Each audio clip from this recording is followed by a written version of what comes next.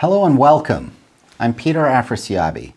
I'm the host of The Curious Lawyer, and today's program is baseball law.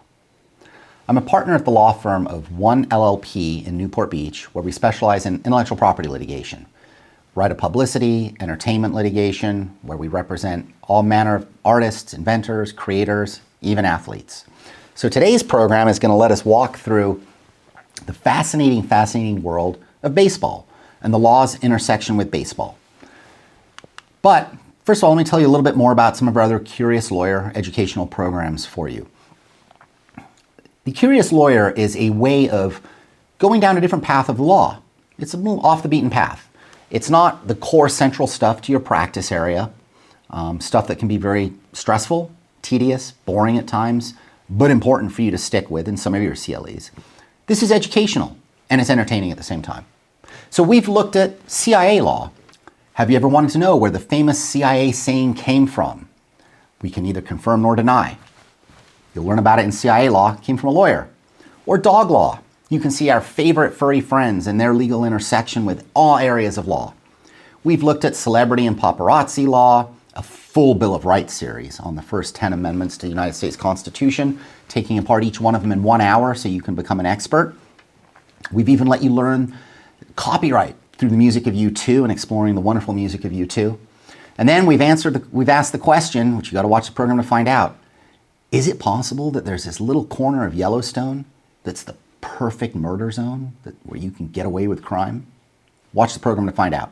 In any event, those are the Curious Lawyer programs, which brings us today to baseball law.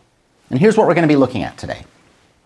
The big picture issue is that for 100 years, since the creation of the Sherman Antitrust Act, baseball has secured complete immunity from it. What we're going to look at then is antitrust law today, and we're also going to end with a little bit of right of publicity law, which intersects with some of these antitrust law issues that touch baseball.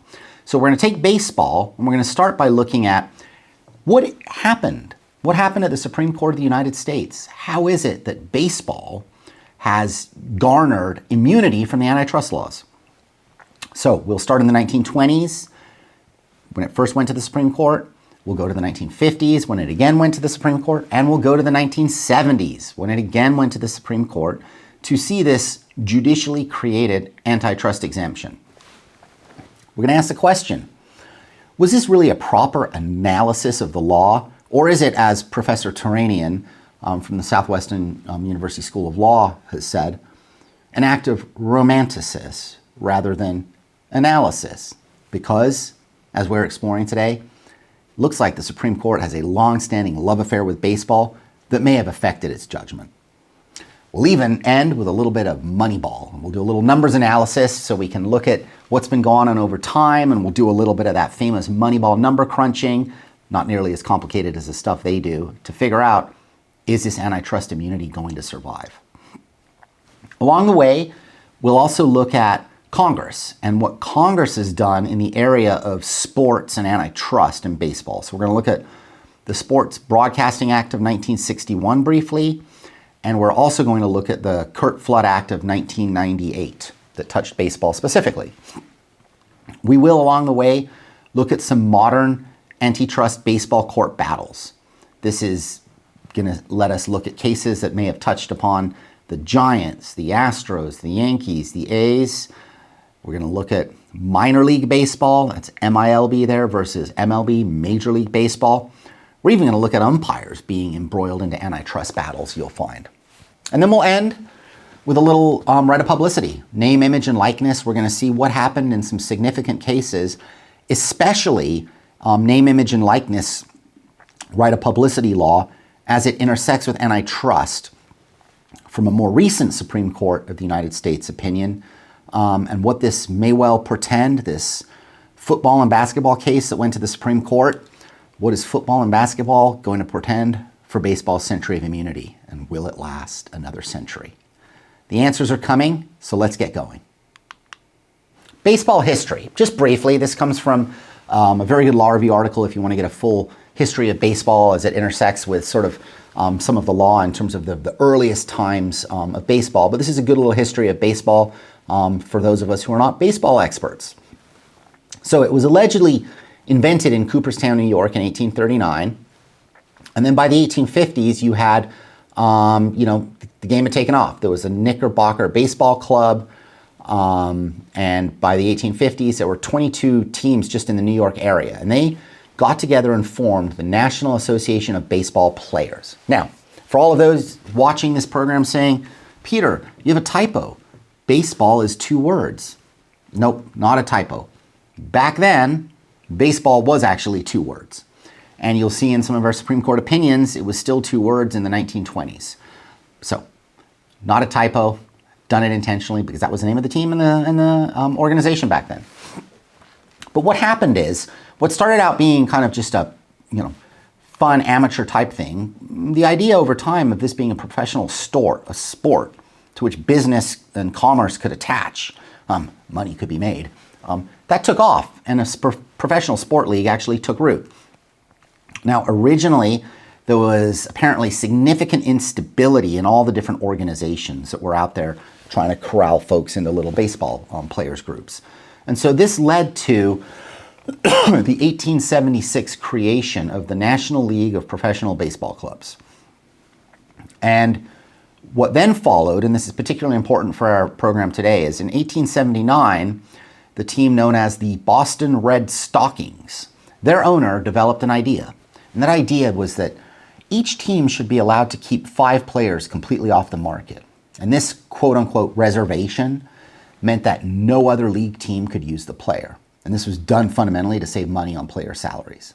Now, that is the beginning of what has been well known in baseball as the reserve system, which reserve system whereby players could be denied the right to move and go to other teams and could be forcibly sent to other teams because they were ultimately owned and controlled by the team they worked for forever, in essence. That led to a century of antitrust battles that we'll see that went from all the way up until the 1970s, which we'll be looking at today. So that's the baseball history. Let's get started on antitrust with a little overview of the Sherman Act.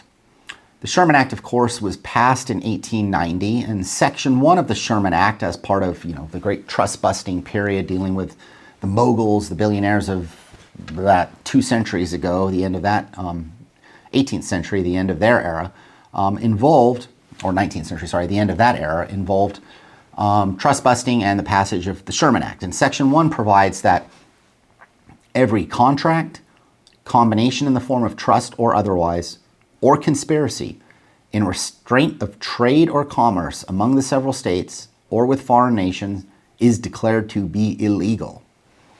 Now, what that means in practice, of course, is all in the eye of the court that may behold it. And so the Supreme Court over time has established what's known as the rule of reason to use as a yardstick or a standard to gauge whether a contract, a combination, or a conspiracy is restraining trade in fact, in a way that should be deemed illegal.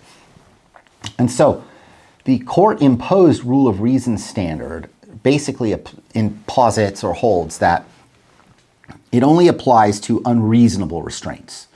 In other words, there could be some restraints of trade that are reasonable and therefore they're not going to be illegal. And so under this standard, judicially created case law standard, the fact finder has to fundamentally, at the end of the day, big picture, balance the pro-competitive and anti-competitive effects of any restraint. And so what courts will assess then is the definition of the relevant product and geographic market, the market power of the defendant in that relevant market, the existence of anti-competitive effects due to the behavior at issue, and then what was the intent in the restriction being imposed by those imposing restrictions, or via contract, combination, conspiracy, whatnot. And defendants can always show an objective pro-competitive justification for their behavior. Now, this analysis fundamentally distinguishes between restraints with an anti-competitive effect, or resulting in conduct that are likely to cause injury, that are harmful to the consumer, and on the other hand, restraints that stimulate competition that are in the consumer's best interest. And this divergent analysis that the rule of reason gives birth to and then posits and allows certain restraints that are pro-competitive to consumers to be blessed comes from a long line of case law. The case, if you want to go read it, that's a relatively recent vintage, at least, that discusses this is Continental TV Inc. versus GTE Sylvania Inc. This is at 433 US 36, 1977, dealing with the TV market that mattered a lot for production of televisions back then. Now, on our next slide, we're going to get into baseball, and we're going to take a look at the very first case that made its way to the Supreme Court of the United States involving baseball. And this is the case of the Federal Baseball Club versus the National League of Professional Baseball Clubs. And this is at 259 US 200 from 1922. And here are our basic facts. The plaintiff was a Baltimore team, and it alleged that the defendants had destroyed their then existing federal league by buying up a whole bunch of the constituent clubs, and through all manner of behavior had induced all of those clubs to leave that league, leaving the plaintiff on its own, this one Baltimore team. And the plaintiff also said that this reserve clause system that was being used to maintain control over players and deny other teams the ability to get players even after contract was a violation of the Sherman Act. And so they went to trial and they won, and they got an antitrust plaintiff's verdict for $80,000, which, if you think about 1922, that was quite a lot of money. Now, one thing we should keep in mind as we're talking about National League of Professional Baseball decision, or what's known as the Federal Baseball decision, is that at that time, the Commerce Clause was read much more narrowly than it is today.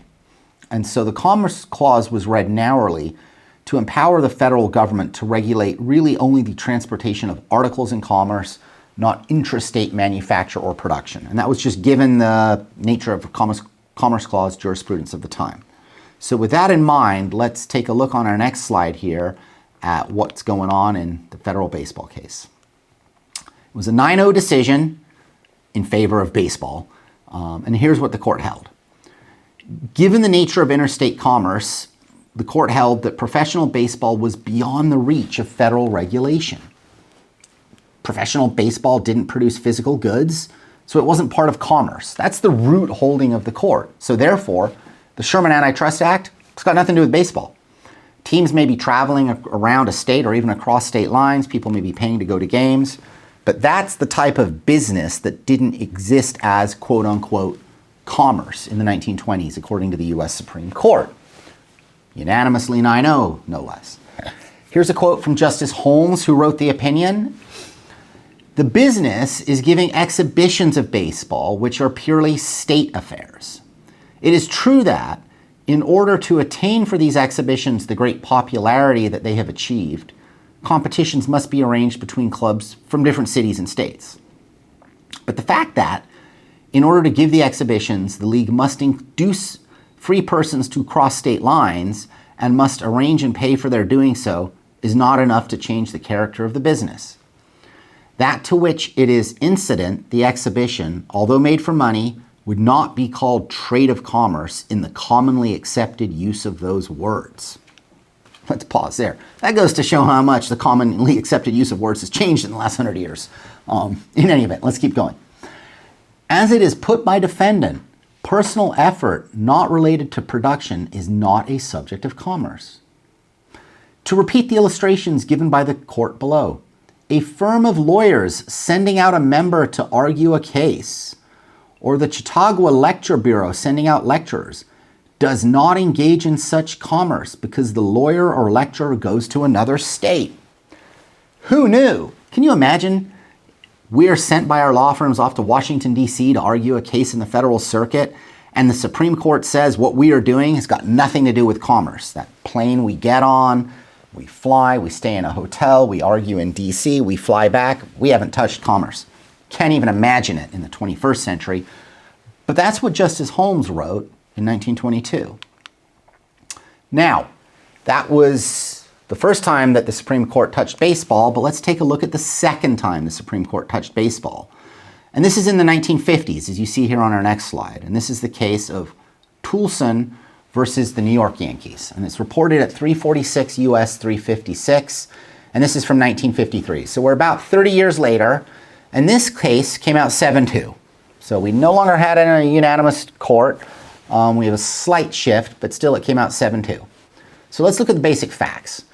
We've talked briefly about reserve clauses. And the basic situation is that the reserve clause system gave teams complete control over a player, even at the contract's expiration. And so players were genuinely not free to enter a new contract wherever they wanted. And so this case involved a plaintiff who was a pitcher in a farm team that was serving the Yankees.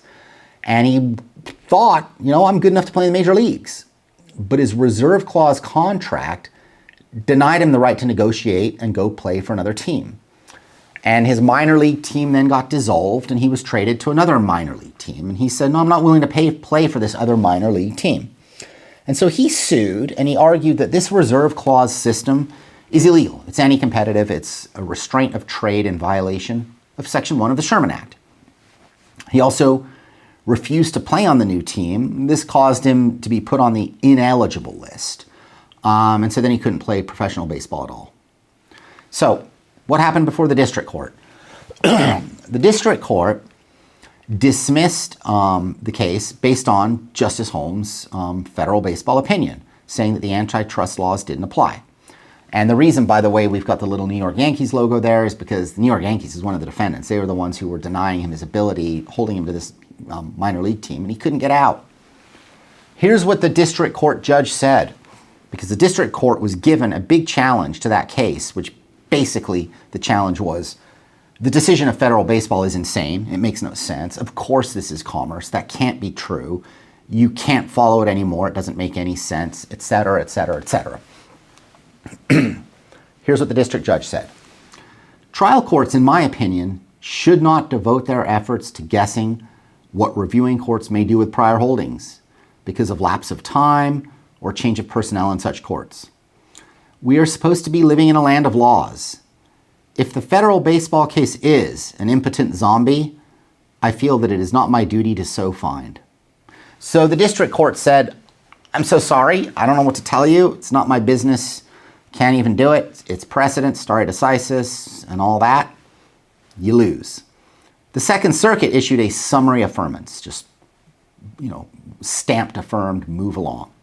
So then Mr. Toulson took the case up to the U.S. Supreme Court. The U.S. Supreme Court granted cert. And on the next slide, let's take a look at what the Supreme Court did. And we're going to look at the majority and the dissent. So here's the majority. This court held that the business of providing public baseball games for profit between clubs of professional baseball players was not within the scope of the federal antitrust laws. Congress has had the ruling under consideration, but has not seen fit to bring such business under these laws by legislation having prospective effect. Now let's pause there.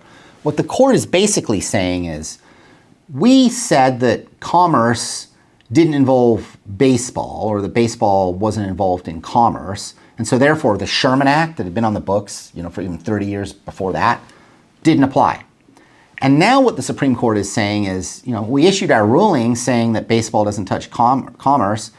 Congress has our ruling, and if Congress wants to say that baseball does touch commerce, Congress should say baseball touches commerce. So in effect, what the Supreme Court here is saying, the majority is saying, we made that ruling. It's up to Congress to amend the Sherman Act to sort of add a little maybe footnote to the Sherman Act that says, oh, and by the way, baseball does involve commerce, or commerce does involve baseball.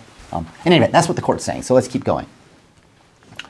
The business has thus been left for 30 years to develop on the understanding that it was not subject to existing antitrust legislation. The present case asks us to overrule the prior decision and, with retrospective effect, hold the legislation applicable. We think that, if there are evils in this field which now warrant application to it of the antitrust laws, it should be by legislation. So you see, again, it's basically a punt to Congress. We said it. We're not even going to look under the hood as to whether we were right or wrong. We said it. Congress should fix it if we were wrong. Which is an interesting approach, because they weren't actually interpreting the Sherman Act. They were just simply saying they were interpreting commerce and the Commerce Clause jurisprudence at the time. And they were given in the 1950s a whole bunch of Commerce Clause cases that made clear, yeah, of course baseball's in commerce, because Commerce Clause jurisprudence by the 1950s had changed. Nonetheless, they punted to Congress. The first look, or the second look, at the court's love affair with baseball. to make such a punt in this way, and now we're mixing sports between punts and baseball, but it's a love affair with baseball that we can see taking root in the majority. Now, there was a dissent. Two of the members didn't possess the same love of baseball, apparently, or maybe they did. They just tended to follow the legal analysis differently. And so here's what they said. Whatever may have been the situation when the Federal Baseball Club case was decided in 1922, I am not able to join today's decision, which in effect announces that organized baseball in 1953 still is not engaged in interstate trade or commerce. In the light of organized baseball's well-known and widely distributed capital investments used in conducting competitions between teams constantly traveling between states, its receipt and expenditures of large sums transmitted between states, its numerous purchases of materials in interstate commerce, the attendance at its local exhibitions of large audiences, often traveling across state lines, its radio and television activities which expand its audiences beyond state lines, its sponsorship of interstate advertising, and its highly organized farm system of minor league baseball clubs. It is a contradiction in terms to say that the defendants in the cases before us are not now engaged in interstate trade or commerce, as those terms are used in the Constitution of the United States and in the Sherman Act. In other words, the dissent said it was silly and ridiculous at the time, probably. But even if it wasn't, in this day and age, obviously this is commerce. And so of course we should revisit the case and reverse it. That's our job, to reverse precedents when they're ill-informed or they're just wrong. But nonetheless, it was a dissent, 7-2. Baseball remained fully immune from the antitrust laws, 1953. So now on the next slide, let's go to 1972, the case of Flood v. Kuhn. It's reported at 407 U.S. 258 from 1972. And here are the basic facts. Again, it's a reserve clause case that's gone up to the Supreme Court ultimately here. And remember, the reserve clause gave teams great control over players, even at contract expirations. And so here we had a situation of Flood, who was a well-known baseball player. He was consistent, above-average hitter, well-regarded outfield. He, in fact, apparently played one full season without an error in 1966, which was a remarkably unusual achievement. He played 12 seasons for the Cardinals, participated in 3 World Series, and was the co-captain of the Cardinals from 65 to 1969. Now, despite this, after this long, illustrious career at the Cardinals, he was traded to the Philadelphia Phillies in October 1969. It's right on the heels of winning the World Series. Now, he didn't even know he was being traded. He just got traded. The Cardinals didn't consult him, and management only told him after it was finalized that he was now moving to the Philadelphia Phillies. He was unhappy, and he said no. He said, this reserve clause is collusive. It's designed to keep my wages down. And he challenged. He filed another antitrust act. And so now we're a generation later with yet another antitrust challenge to this reserve clause system being put into the federal courts. But the lower courts said, don't know what to tell you. The reserve clause doesn't violate the antitrust laws, in large part because baseball's exempt from the antitrust laws. So there's nothing we can do. The Supreme Court's had this case twice, 1950s and 1920s. You're out of luck. So he lost. So he decided to go to the Supreme Court and challenge it again. And in fact, he hired former Supreme Court Justice Goldberg to actually argue the appeal for him before the Supreme Court. And he got the Supreme Court to take his case. Maybe having Justice Goldberg helped. Or maybe the Supreme Court just loves baseball so much they had to take another baseball case on the same issue.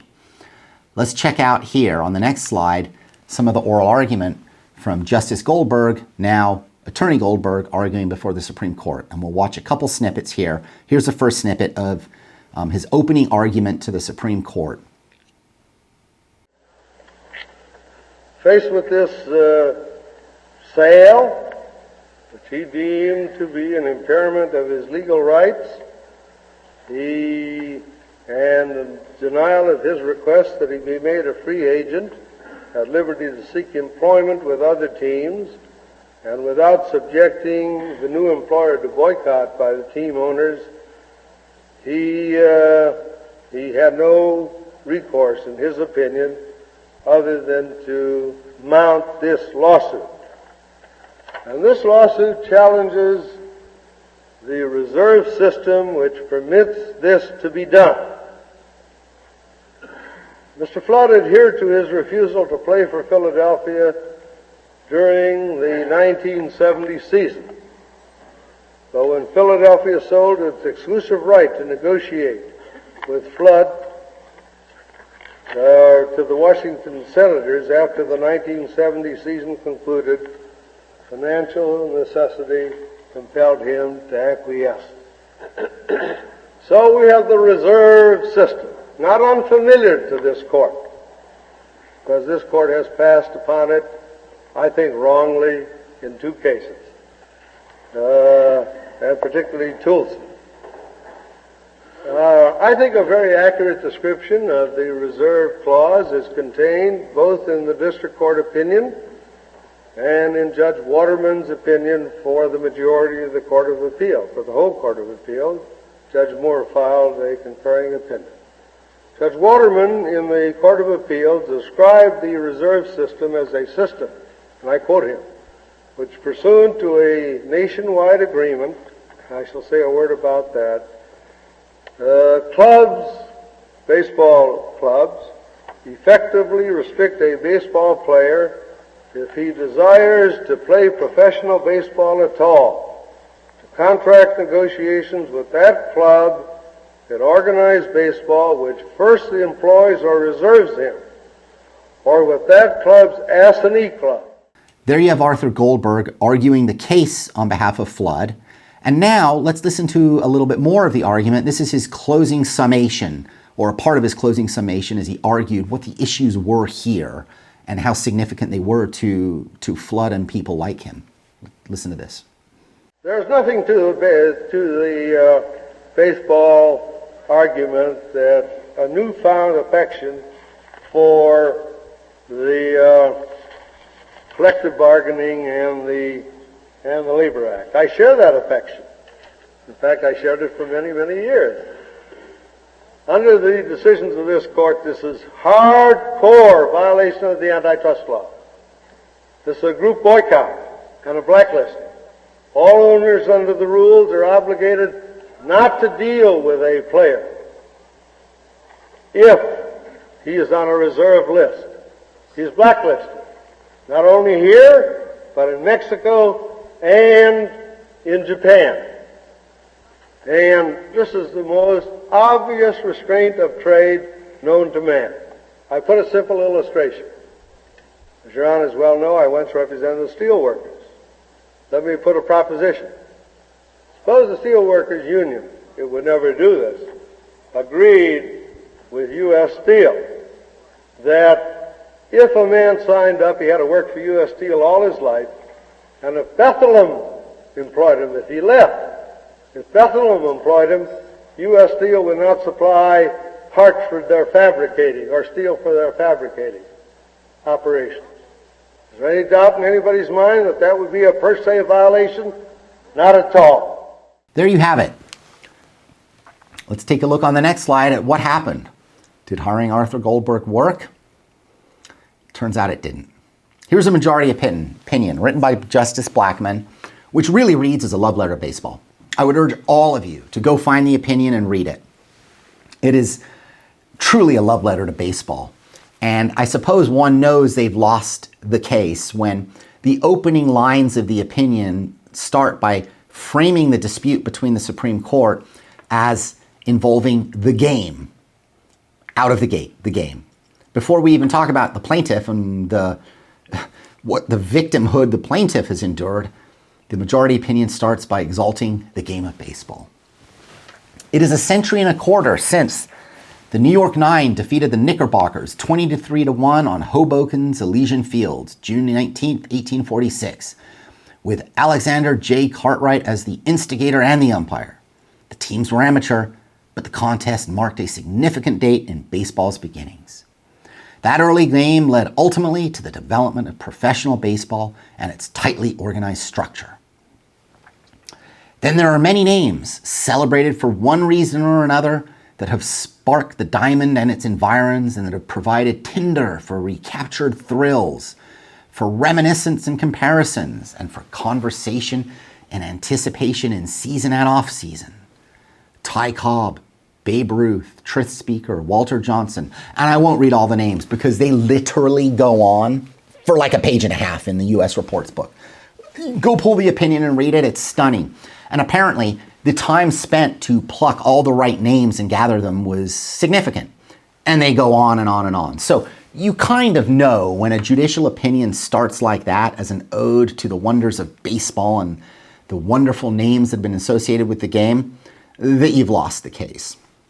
So it's after recounting how important baseball is and how wonderful baseball is and how unique baseball is and the wonderful people that have been in baseball and the ability that it gives to recapture our thrills of our boyhood, childhood. After the Justice Blackmun did all that, in Section 2, he finally actually got to the petitioner to talk about flood and what was going on with flood. But of course, when an opinion starts that way, you know what's happening. So let's look at the next page. The case, again, is reported at 407 U.S. 258. If you want to go pull it and read it, I highly recommend it again. So here's what Flood did, which is pretty remarkable. It acknowledged that the modern world of commerce, that yes, professional baseball is a business and it is engaged in interstate commerce. So let's just stop and pause there. That's a pretty profound statement when the precedent hinged on the idea that baseball was not engaged in interstate commerce, and so therefore the Sherman Act didn't attach. Now the Supreme Court actually wrote in the majority opinion, yeah, it's a business engaged in commerce. Right, so you can no longer even hide behind the absurdity of the original interstate commerce ruling. You think Flood was going to win, right? Turns out no. Here's what the court held. Baseball's unique characteristics and needs warranted an antitrust exemption. Here's the quote. It is an aberration that has been with us now for half a century, one heretofore deemed fully entitled to the benefit of stare decisis, and one that has survived the court's expanding concept of interstate commerce. It rests on a recognition and an acceptance of baseball's unique characteristics and needs. If there is any inconsistency or illogic in all this, it is an inconsistency and illogic of long-standing that is to be remedied by the Congress and not by this court. Now that's just stunning if you stop, pause, look at it, and unpackage it. The Supreme Court has admitted that the rationale of their original decision doesn't exist anymore and is wrong. That baseball is subject to interstate commerce, therefore the Sherman Act attaches unequivocally. And by the way, it's got a plaintiff up here who is being denied the ability to actually engage in basic personal commerce, to play baseball because of this reserve clause system. It's got all that. And instead what the Supreme Court said is, but even if we're crazy and we are wrong, Congress, again, should go fix it. Congress should pass a law saying the Sherman Act does apply to baseball. That's where we are. They even seem to note that there's inconsistency and illogic in it. Now, this is important because what it notes is this is broader than federal baseball, because federal baseball had held that baseball was not commerce and so was outside the regulatory power, which is different, right? Not that it was okay to regulate, but exempt. Now, in essence, what the Supreme Court is saying is, yeah, of course we can regulate it because it's interstate commerce. So of course the Sherman Act necessarily does attach, but nonetheless, we're going to hold that they're exempt. And so in some sense, it's a much broader even rationale when you peel the onion back, because they've literally recognized the Sherman Act attaches, but they've still exempted on the basis of stare decisis. Pretty profound conclusion to come to. This is why Professor John Terranian at the Southwestern Law School coined the term romanticist rather than analysis. And you can go read his law review article at the link there. It's called It'll Break Your Heart. It's from the Hofstra Law Review. It's a fantastic article that really takes apart the decision of the Supreme Court and looks at this question of this romanticized analysis and perception of baseball, and how instead of devoting themselves to rigid analysis, what really seems to be going on is the court has engaged in what he coined as the term romanticist. The justification given by the Supreme Court, stare decisis of two prior decisions. Not very compelling given the rationale in those words above, but nonetheless, that was the decision. And so Flood lost. He was then out of baseball, unable to play again, retired shortly thereafter, 1971, actually right before this decision came down. There were dissenters, though. Now we had 3 dissenters. And here's what the dissent wrote. And the dissenters were Douglas, Brennan, and Marshall. And Justice Douglas wrote one dissent, Justice Marshall wrote another one. So let's read first Justice Douglas's dissent. This court's decision in Federal Baseball Club versus National League made in 1922 is a derelict in the stream of the law that we, its creator, should remove. Only a romantic view of a rather dismal business account over the last 50 years would keep that derelict in midstream. Baseball is today big business that is packaged with beer, with broadcasting, and with other industries. The beneficiaries of the Federal Baseball Club decision are not the Babe Ruths, Ty Cobbs, and Lou Gehrigs. The owners, whose records many say reveal a proclivity for predatory practices, do not come to us with equities. The equities are with the victims of the reserve clause. I use the word victims in the Sherman Act sense, since a contract which forbids anyone to practice his calling is commonly called an unreasonable restraint of trade. Very powerful dissent, and if you look at what he's unpackaging there, he's unpackaging the idea that what on earth are we doing? We are giving baseball an exemption when it's owned by a bunch of rich corporations and owners engaged in predatory practices so they can get richer. Why on earth would we interpret the antitrust laws to protect these wealthy people when we don't interpret it to protect other successful corporations? And he's saying we're also talking about behavior that unequivocally is within the heartland of antitrust law.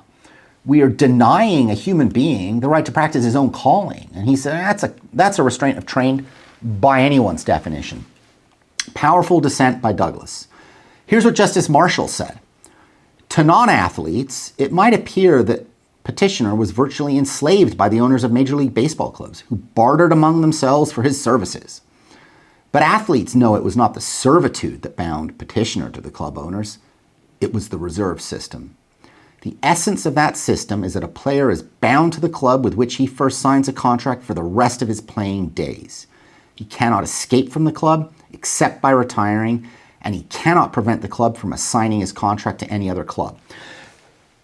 Again, looking at it through the perspective of the outrageous nature of the reserve system and what a restraint on trade it was and how injurious it was to individual human beings, right? And so what's fascinating then when you look at the 2 dissents and you juxtapose it to Justice Blackmun's, love letter to baseball is they're focused on the dispute before them, on the human being standing actually before them first and foremost, on Flood, first and foremost being denied the right to even practice his profession. The majority, on the other hand, start out by, waxing on about the wonders of baseball and listing all the incredible baseball luminaries and how wonderful they are because of the ability to reminisce about your boyhood. So in any event, this is how the case came down. And so as we have it as of 1972, and as it stands today, that is the last word from the Supreme Court in this area. Now, briefly on the next slide, let's talk about the reserve clause since it's been the subject of these antitrust cases, because you're asking right now, Peter, why hasn't there been another Supreme Court case since 1972, in the last 50 odd years, challenging the reserve clause? Well, that's because on the heels of that Supreme Court decision, eventually the reserve clause was such a major issue between the players and the owners that in the collective bargaining agreement of 1976, the reserve clause state of affairs was put to bed, and really the modern free agency period began. And this was after a lockout and all the battles and all this stuff that happened. And for those of you who are baseball history fans, you know it. For those of you who aren't, it's a little outside the scope of this program, but it's well worth researching. Go look it up. It's really a fascinating time. So the reserve clause system did come to an end by the late 1970s. Free agency began. And so that's why the Supreme Court has not been revisited with that specific antitrust challenge again. Although, as we're about to see, there have been other antitrust cases brought involving baseball. So let's look at the post-flood period from 1972 to today and the narrow approach of a few courts that have looked at some baseball antitrust questions. The first is Piazza versus Major League Baseball. This is 831 F Sup 420 from the Eastern District of Pennsylvania. And here we have the situation, this is 1993, where the plaintiff claimed that they were frustrated in buying the Giants and moving them the location. And the plaintiffs made this claim, and the court argued that we can't be barred by any of these antitrust immunity rulings. And this court said that Flood confined the precedential value of federal baseball to the precise facts that are involved, like reserve clause. That's a very, very narrow interpretation of Flood, not textually grounded in Flood, but nonetheless, that's the very, very narrow approach of some courts that are struggling with the concerns they have about the breadth of just abject immunity. Another situation is Henderson Broadcasting versus Houston Sports Association. This involves the Astros now, reported at 541 F sub 263, coming out of Texas, of course, in 1982. And here we have a radio station brought suit against the Astros, claiming that there was antitrust behavior going on. And the court and the Astros said, no, we have immunity. And the court said, look, broadcasting is not central to, baseball and the business of baseball. So therefore, the exemption is not going to exist and it's not going to immunize you. So what courts are starting to look at is, is the behavior that the plaintiff is complaining about from an antitrust perspective touching on something central to baseball, whatever exactly that means. The third one, which is genuinely hilarious when you think about the absurdity of it, given the rubric we're dealing with, is Postema versus National League of Professional Baseball Clubs, 799 F sub 1475, coming out of the Southern District of New York in 1992. And here, this is an antitrust claim involving the business of umpires. And here the court said, well, the antitrust exemption doesn't encompass anti-competitive conduct towards umpires because umpires are not an essential part of baseball. So, when you stop and unpackage the absurdity of that, if umpires are not essential to baseball, baseball couldn't even be played. So obviously they are, but you see the lengths the court is going to try to say, I just can't stomach this ongoing antitrust immunity regime. But that's only a few courts. Here's the post-Flood broad approach, which really attaches to more courts and the circuit courts of appeal when they get them. So let's take a look at the first one, the Charles O. Finney case. This is 569 F second, and we're going to look at page 541. And this is the quote. The Supreme Court intended to exempt the business of baseball, not any particular facet of that business, from the federal antitrust laws. There you go.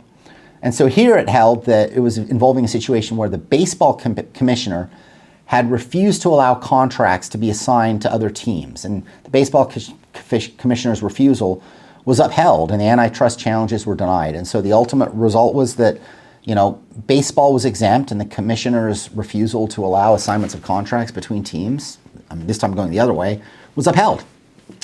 Another case involves the Oakland A's, and this is City of San Jose versus the Office of the Commissioner of Baseball, and this is from the Ninth Circuit in 2015 at 776 F 3rd 686. And here, the Ninth Circuit said that the Oakland A's ability to relocate to San Jose, which was at issue. The Oakland A's were challenging and said, we have to have the ability to relocate to San Jose. We better market, Oakland's not lucrative. They were denied the right to move. They challenged that as an antitrust violation. And the Ninth Circuit said, don't tell you, baseball is exempt from the antitrust laws. The Ninth Circuit in that one even noted that it's one of the most enduring anomalies in federal law ever. But baseball was exempt still. So the owners of the Oakland A's couldn't move them to San Jose, which is why, as of today, you're not watching the San Jose A's, you're watching the Oakland A's. Another case involving a minor league team now is Portland Baseball versus Kuhn. This is at 491 F 2nd 1101, and this is coming from the Ninth Circuit in 1974. And here we have a minor league owner arguing that the Major League Baseball teams weren't complying with the very agreements that they'd had with them. And this was agreements that were struck with the minor league teams to provide compensation if a Major League franchise moved into that minor's territory. And they challenged it, saying this violates the antitrust laws, these are restraints on trade, we need relief. And again, the Ninth Circuit in this one said, immunity is attaching, even though this had nothing to do with the reserve system that was issuing those cases, it's baseball and baseball's immune. And so we see here, the love affair with baseball continues even in the post-Flood approach. So let's take a brief stop here in terms of where Congress has weighed in on occasion into the antitrust laws. And we're going to look at the Sports Broadcasting Act of 1961. And here, basically, what we had is a district court decision coming out of the football context had said that the NFL's pooling of TV rights and the removal of individual team rights to sell individually their TV rights, when the NFL did that, the district court, when it was challenged, said, yeah, that's a Sherman Act violation. And that district court decision came down, and literally 60 days later, Congress had held hearings on that decision, whether it was a good decision, what to do, and how to pass a law to, protect the rights of the NFL to actually do that, for it not to be an antitrust violation. And JFK signed that law into effect. 60 days, it literally goes from the district court saying it's an antitrust violation to hearings to JFK, and there's a signature and there's a law saying, no, not an antitrust violation, we must protect sports. So it's a great example, really. And if you want the full background, you can watch our Curious Lawyer program on football law that goes into the full history, the incredibly fascinating history of the NFL and football. But basically, this was done to enable or disenable courts from finding antitrust violations in the pooling of sports broadcasting rights. And literally this then gave birth to the modern broadcast era with staggering sums of money and the pooling and all that. And the rest is history. Another, that was 1961. If you fast forward 20 years, they actually had some House Judiciary Subcommittee hearings that were occurring with respect to monopolies. And they brought up again the antitrust baseball cases, and they brought Ted Turner before Congress. He was, of course, the billionaire owner of the Braves, and he testified. And it's actually a hilarious exchange because he was asked, why does baseball need an antitrust exception when no other professional sport needs it or has it? And Ted Turner answers, it's played in the summer, to which the audience laughed. It's the only sport where they use wooden bats, to which the audience laughed. And in short, he was being candid and saying, of course it makes no sense, it's absurd, but it is what it is. That was 1981, yet Congress didn't see fit to change the law then. So we're still in the flood era. And then in 1998, Congress again took up baseball and antitrust with the Curt Flood Act of 1998. Tragic irony, perhaps. Looking at the issue of whether there should be an antitrust, whether players, if they're fighting employment battles, have the right to bring antitrust claims against teams. And given the breadth of the antitrust immunity, they were precluded. And so Congress now said, no. I mean, it's not right. We have to allow an exemption from this immunity so that players can bring antitrust claims. And so they passed this law and named it after Curt Flood. Congress itself recognizing, perhaps by naming it after poor Mr. Flood, who had lost in 1972, that case, they named the law after him. But they didn't actually see fit to go the one step further that the Supreme Court has now twice asked them to do in terms of just making clear that baseball is not exempt from antitrust. In fact, the opposite. Here's what the Senate said, the Senate report.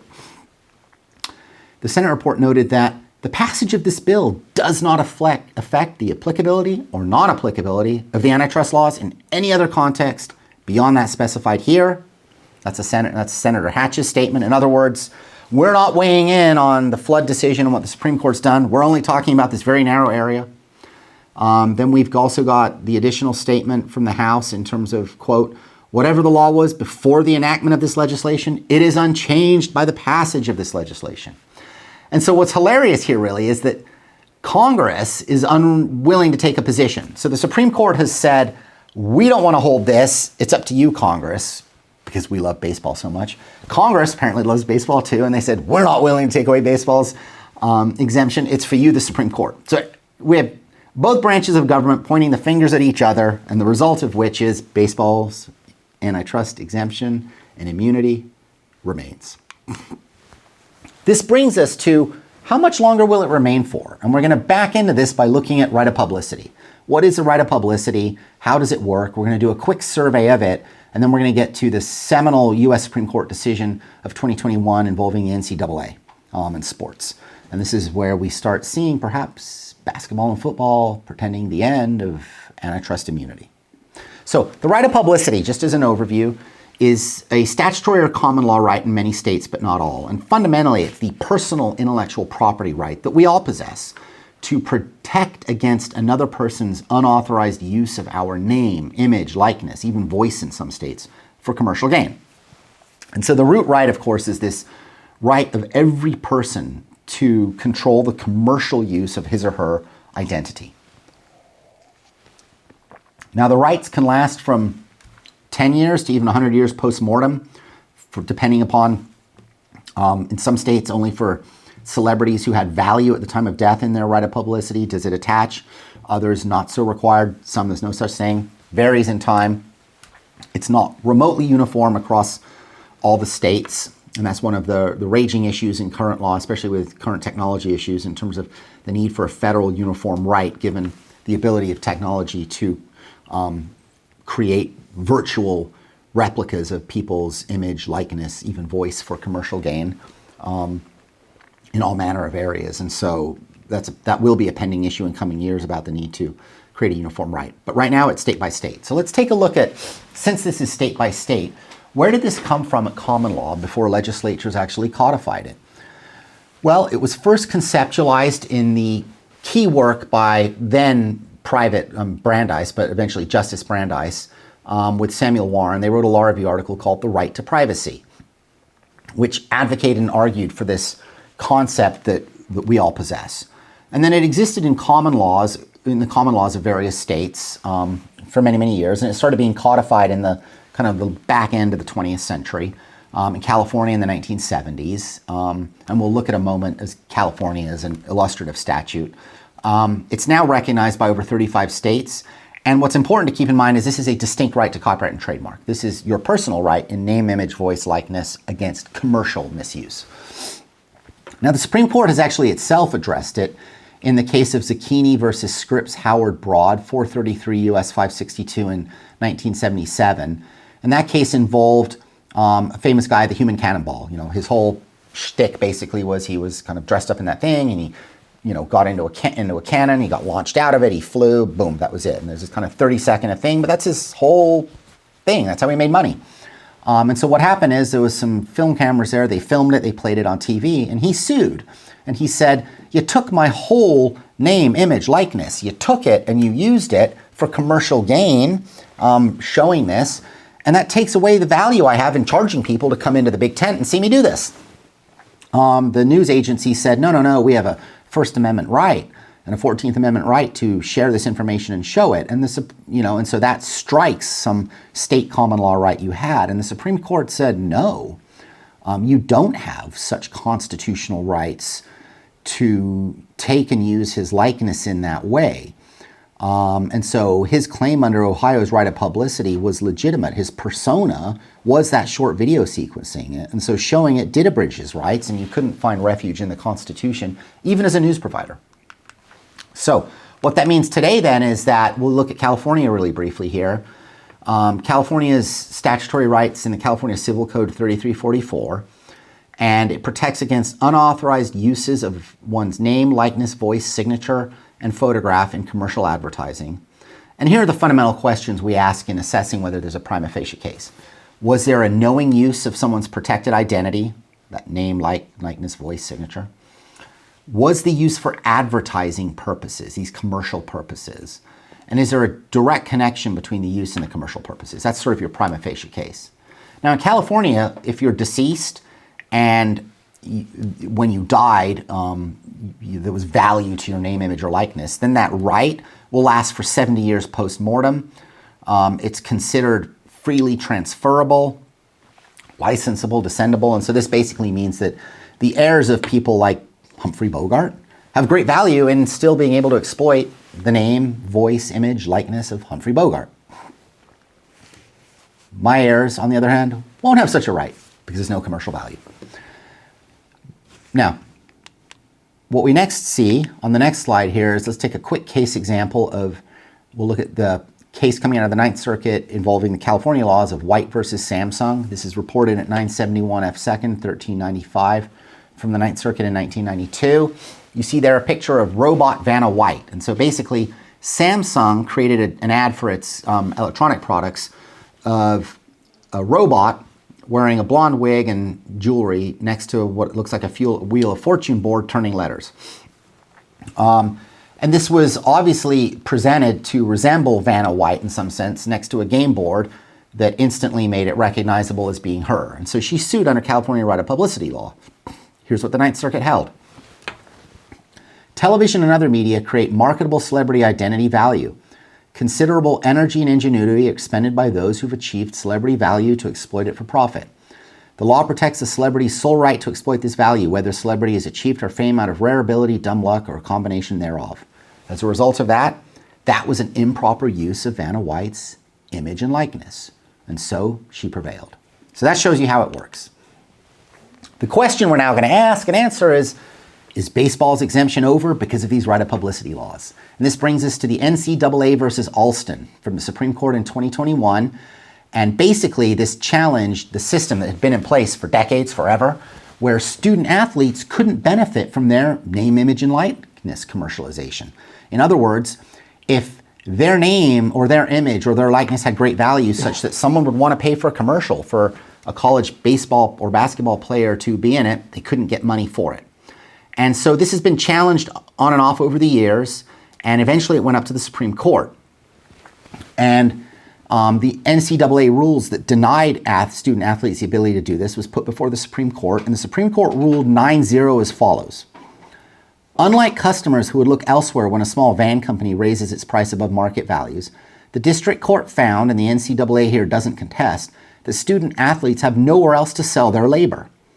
Much agreed it is unclear exactly what the NCAA seeks. To the extent it means to propose a sort of judicially ordained immunity from the terms of the Sherman Act for its restraints of trade, that we should overlook its restrictions because they happen to fall at the intersection of higher education, sports, and money, we cannot agree. Very important statement written by Justice Kavanaugh, who wrote the 9-0 opinion. But it's really important because the NCAA was basically saying that, yeah, our rules that deny student athletes the ability to enter contracts and earn money, yeah, they violate the Sherman Act. But look, this is kind of a really, really important thing to America. Education, sports, the intersection. We don't want money for students. It's just so policy important. So exempt us. And we've had it for like 100 years. The Supreme Court said, no, we can't agree. This is the long shadow then that may be cast. And the question is stare decisis going to protect Justice Blackmun's 1972 flood opinion anymore? Just last term, Justice Blackmun's 1973 Roe opinion fell, and stare decisis didn't protect it when the Roe decision was overruled. Is it going to also happen to his 1972 baseball decision? I think it probably is soon. Let's take a look real quick at what's happened for the NCAA students after that ruling. Here you have a couple examples of commercials of athletes able to now monetize their name, image, and likeness. But baseball, NCAA got with the program right away. Baseball hasn't voluntarily changed. And so we'll end by looking at one last baseball case, the minor leagues versus the major leagues. And this is Nostalgic Partners case that's up in the Second Circuit currently. And so basically we have a situation where the Major League Baseball, as it's alleged, took over minor league baseball by cutting affiliations and cutting artificially the number of minor league teams to 4 per major league team. And this agreement to restrict output damaged competition in the minor league baseball. And so they brought a claim. They said this violates the Sherman Act. And the district court said, yeah, you stated a prima facie Sherman Act claim, but I'm bound by this ancient exemption that protects Major League Baseball. And minor league affiliations, they're definitely central to baseball. So what do you want me to do? I'm bound by the higher law. Case went up to the Second Circuit. It's currently, as of 2023, pending in the Second Circuit. But the Second Circuit has been asked to simply address this and send this on up to the Supreme Court. So once and all for all, the Supreme Court can jettison this exemption.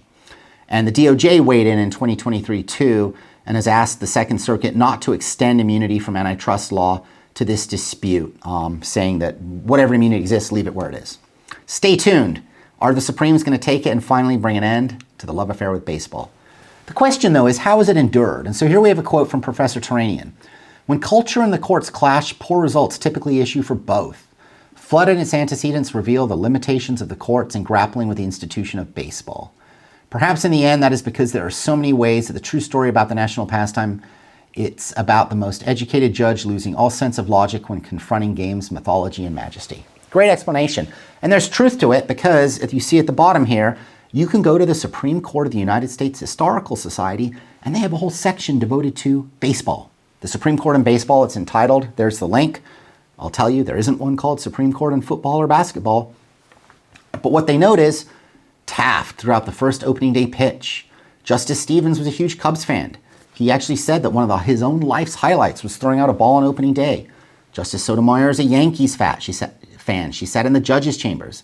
Justice Alito is a Phillies fan. He even had the Phillies fanatic be invited to his welcome dinner when he joined the court. Kagan's a Mets fan. Kavanaugh is a Washington Nationals fan. So what we have here is this enduring romanticism about baseball, which has deeply permeated the Supreme Court down to having a page on the Historical Society about it. What's going to happen, though, in our conclusions? I think the century-long baseball exemption may be coming to an end. If you want to do a little money ball on this, it was 9-0, then it went 7-2, then it went 5-3, and it's gone 9-0 the other way in the NCAA case. If you're doing the numbers, statistical analysis, it's looking bad. Supreme Court's defended on stare decisis, but said Congress should fix it. Congress said they should fix it. Everyone loves baseball. We know that much. But I think the NCAA decision is casting a long shadow, and the Supreme Court's going to have to take it up. They did for the Roe decision. They must do it here. But then again, everyone loves baseball. We looked briefly at the statutory exemptions, too, from the Curt Flood Act, Turner's commentaries in the hearings, and the Sports Broadcasting Act. And finally, we've looked at the lower court struggles with the scope of this exemption and the near absurdity of it and the troubles it's creating, which is why, fundamentally, the day is coming when the Supreme Court needs to take this case. Thank you very much. I hope you enjoyed this Curious Lawyer program. Watch our other programs, and as always, email me with any questions. Thank you.